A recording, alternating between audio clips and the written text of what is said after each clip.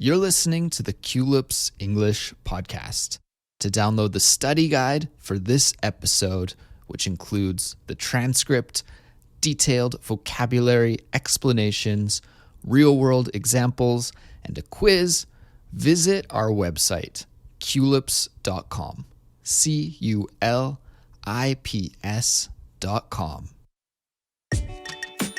Hey everybody, my name is Andrew. And my name is Morag. And you're listening to Culips.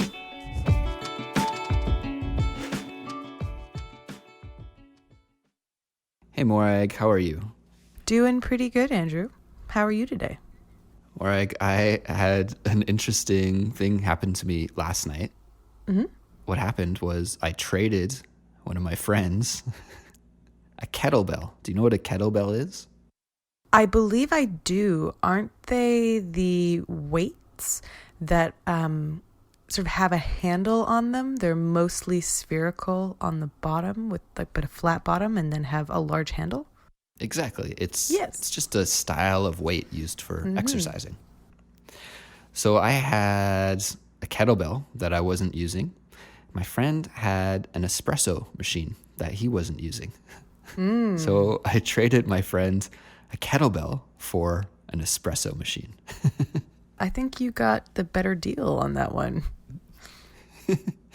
Yeah, it's up for debate depending on what you like, but I really like drinking coffee, so it's good for me.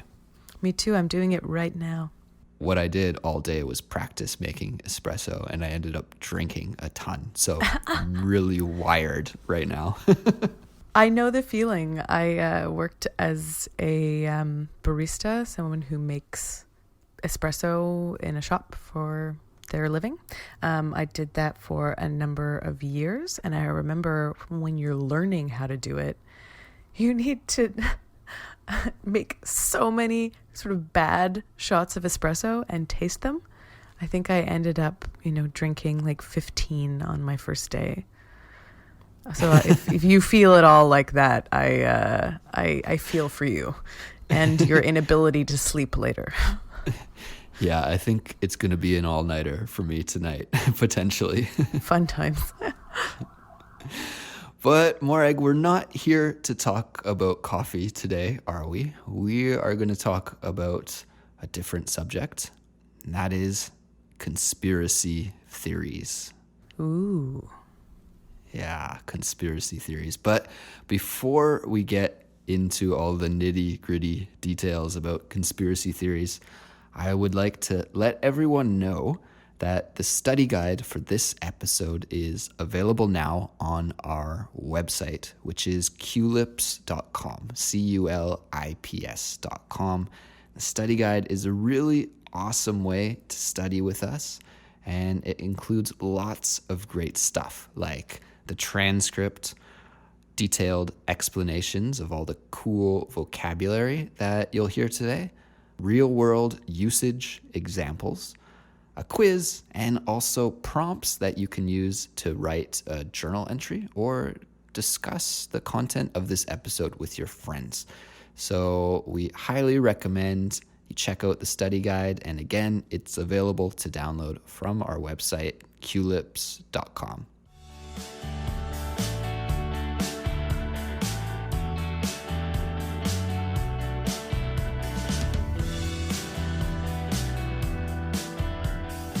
Okay, so Morag, today we are going to talk about conspiracy theories. And I think we should start by defining conspiracy theories. Can you let everybody know what a conspiracy theory is?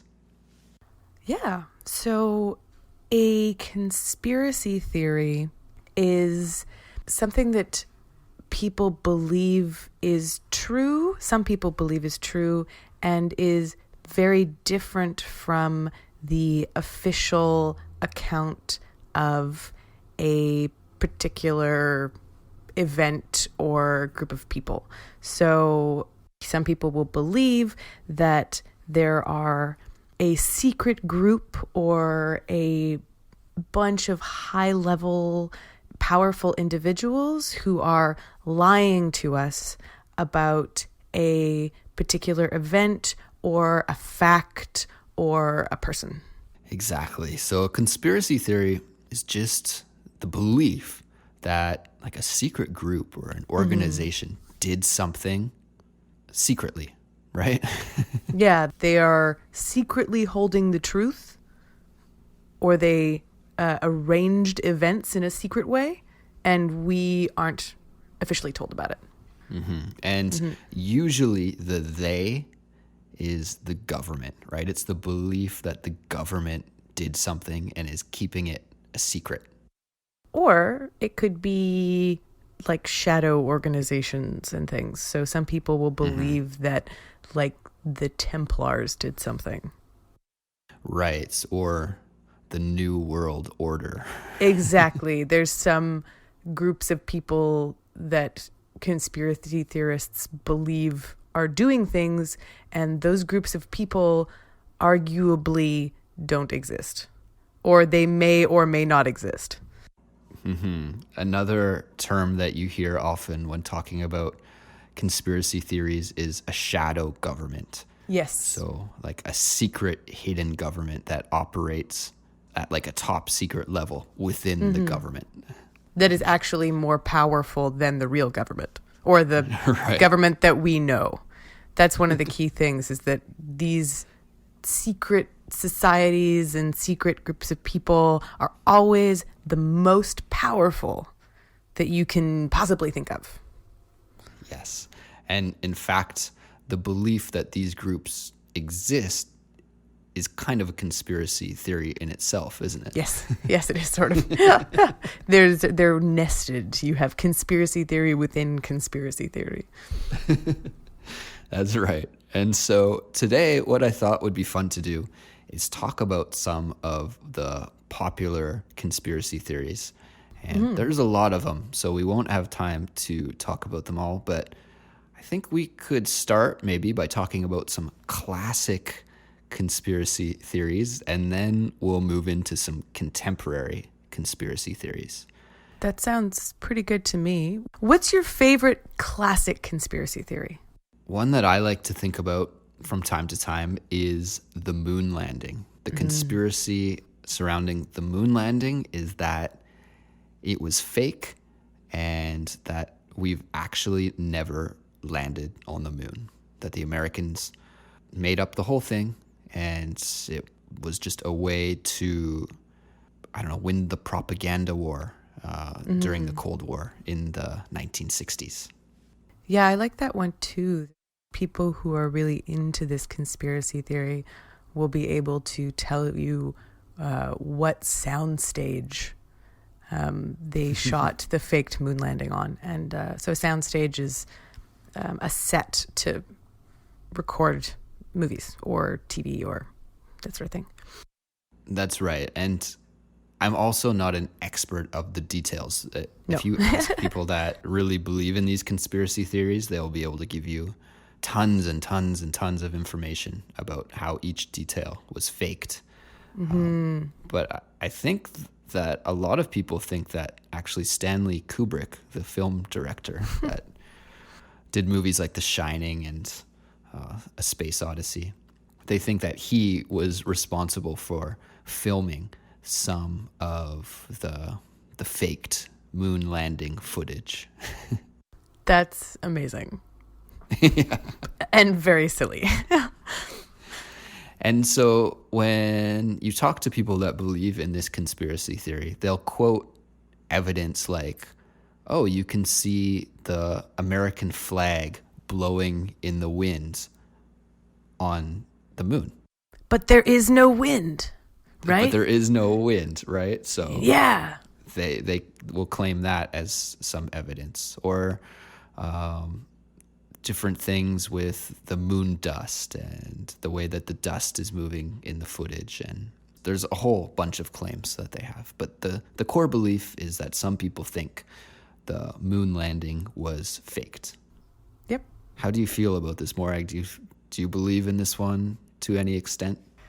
No, I don't. I find it interesting, like you, to consider sometimes, but I really think that we went there. Considering, I also think there's some images, the images back to Earth are pretty convincing. I don't know. Yeah. Yeah, I agree with you. I think definitely that the Americans did go to the moon. I'm open-minded to the possibility that some of the footage may have been altered or fabricated. Absolutely. The camera equipment, and I mean, it was the 1960s. I could imagine that some of that footage wouldn't have come out too well. But you would have needed to be able to produce that for propaganda reasons. So I think there can sometimes be a grain of truth in these theories, but I definitely, for this one, think that somebody went and stood on the large rock in the sky. Yeah, and I hope we go back soon. Yeah, me too. I'm looking forward to that if that happens sometime within my lifetime or within the next couple of decades. And hopefully faster than that. Yeah, I would love it if we got so used to space travel that you could start just going there yourself, like tourists to the moon. I'd love it. Yeah. I would sign up. So another popular conspiracy theory surrounds the JFK assassination.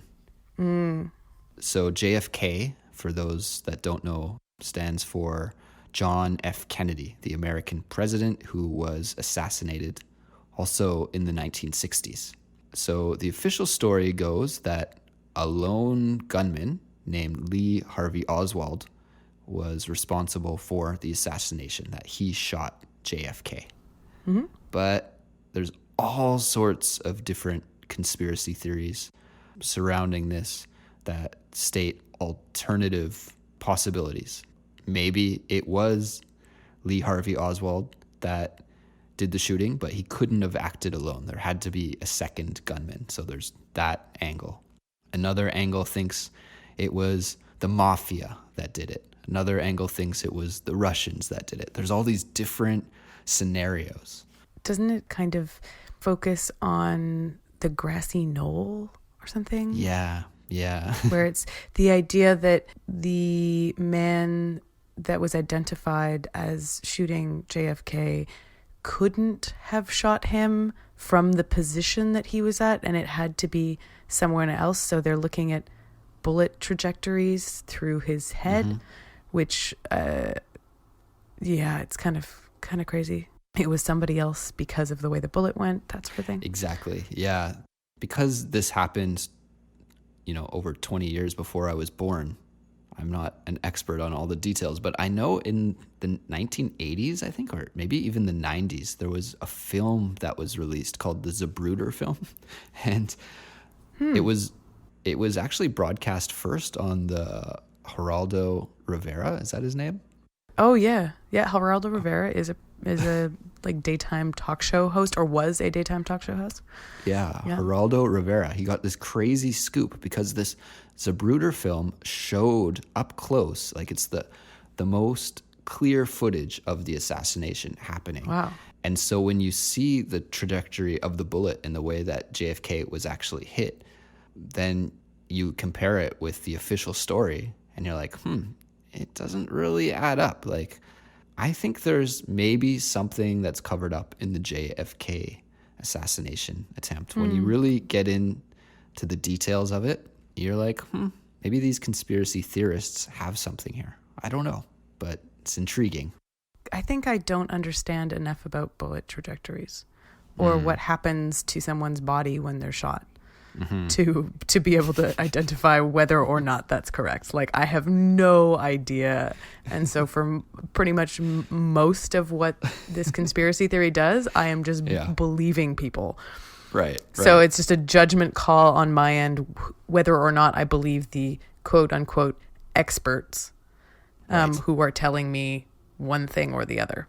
So, but I think that this one is interesting because between this and the moon landing, I think that the JFK assassination and the moon landing are, at least in North American culture, They're very iconic conspiracy theories, and a lot of characters in movies or TV will believe in these as an indication of what sort of person they are. Like they're like a crazy weirdo. So we kind of culturally all have to know at least these two conspiracy theories to understand that sort of thing. No, it's a very good point that, if somebody believes in conspiracy theories, you can kind of stereotype them as a certain type of person. Like you are probably going to know what type of political beliefs they hold and maybe even their socioeconomic status. It's like a certain group of people tend to really cling on to conspiracy theories. So from a cultural perspective, absolutely, they're important to be aware of. Yeah, I find it really interesting. There's been a resurgence of conspiracy theories in the last little while, at least through people getting into internet forums and just being able to find like-minded people for whatever topic you're thinking of. I've definitely come across quite a number online. Have you done the same thing, or? I agree with this point as well. I think the internet has strengthened communities of conspiracy theorists. Maybe if you didn't believe the official story like 20 or 30 years ago, you'd be kind of outcast as a weirdo. But now all of the quote unquote weirdos can meet up online and there's a strong community. So yeah, new conspiracies are coming out because of these online groups, and some of them are really, really wacky. Yeah. One of the wackiest ones to me is the flat earth theory, which is that the earth is not round. It's entirely flat, and we've been being lied to for hundreds of years. This one gets me nuts because we've seen the earth from space many, many, many times.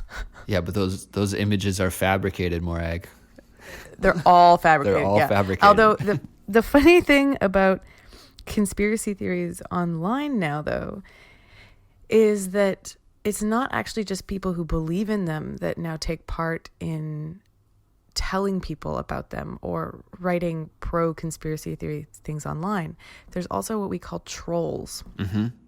And an internet troll is a person who says something that is controversial or even offensive for fun. They don't believe what they're saying, but they say it to get responses from other people. I actually have a friend who was really active on flat earth groups. Okay. Just a troll? Talking to these people just to troll. So he would just build them up and, say how right they were and really, stoke the fires of their idea and try to get them riled up. But he never really believed. So it's now kind of even hard to know how many people actually believe these things. Yeah, like if you go onto YouTube and you search for flat earth videos, there'll be a ton and they'll have lots of views and very active comments. But I don't know, even the people that are arguing for the flat earth, it's such a ridiculous idea that it seems unfathomable that somebody could actually believe it. So I don't know if the whole thing is just a big troll. Like the whole idea might be just a big gag, but people seemingly believe in it when you look at the comments online. Well, I mean, that's the thing too, though. Even if the couple of people who started it, or whatever group of people started it, did it as a joke, people still believe in it. People still believe in it now. So even if it began as a joke and is like a total lie from the perspective of people who started it, it doesn't stop some people from believing. So there definitely are people out there. Yeah, it's so bizarre. It's a really interesting time that we're living through right now. Yes, it is. Yeah.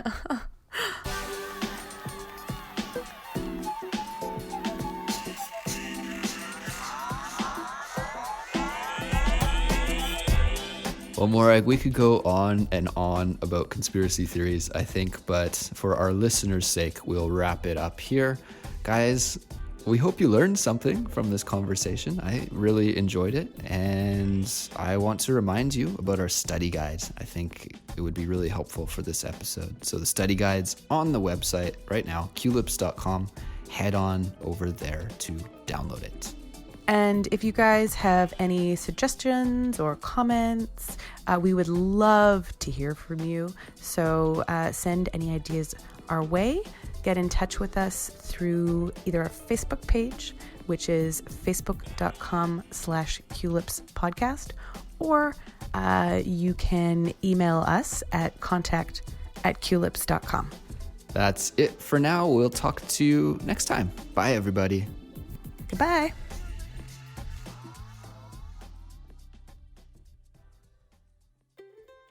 Do you like listening to Culips? If so, please show your support by leaving Culips a 5-star rating and a review on iTunes or Stitcher. This helps new listeners find the show. So don't delay. Rate and review today.